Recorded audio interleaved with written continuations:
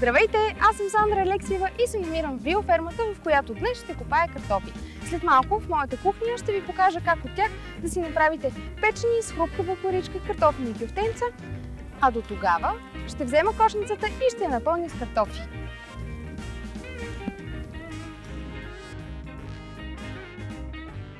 Първият пържен картоф бил сервиран в Щатите на американския президент Томас Джеферсън по време на официална вечеря.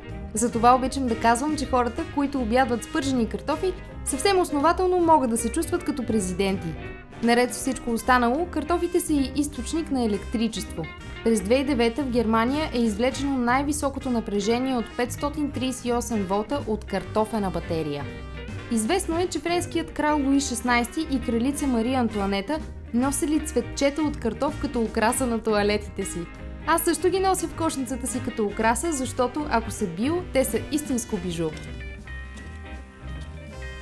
Мили приятели, аз имам още малко работа тук на полето. С вас ще се видим след малко в моята кухня, където ще ви покажа как да си направите най-вкусните печени картофени кюфтенца с хрупкава коричка. Моля, пригответе си фермерския тефтер!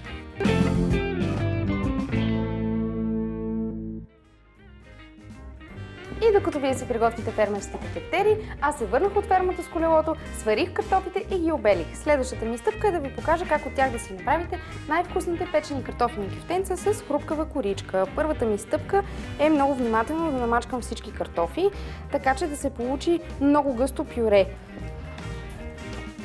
След като сме намачкали нашите картофи и те са се превърнали в вкусно пюре, е време да добавим подправките. Те са сол, черен пипер и кимион. Другото, което ще добавим в нашите прекрасни картофени кюфтенца е ситно нарязан магданоз, който съм си го взела отново от биофермата.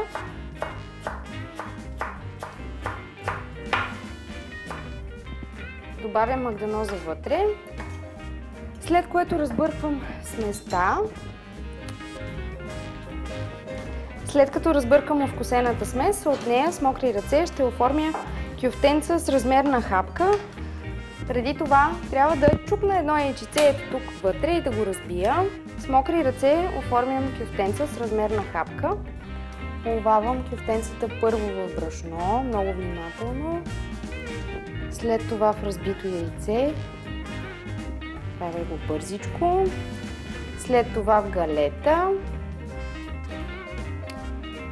И поставям кюфтенцето в тавата.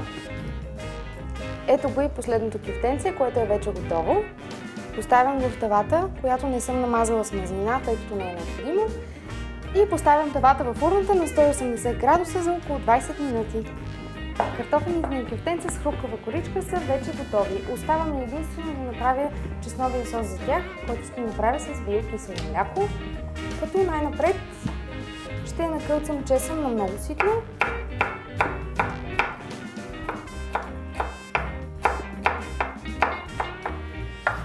След това ще взема копър.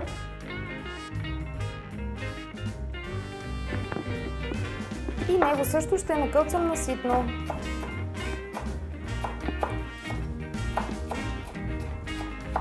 Ще добавя биокисело мляко.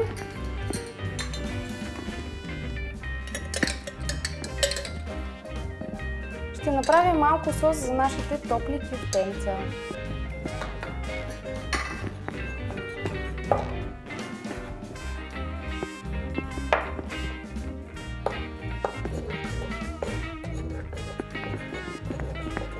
И ще ви сервирам.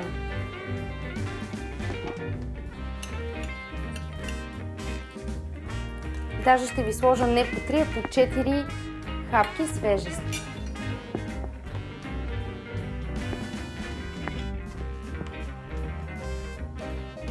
Обядът е готов, а вие останете с програмата на БНТ.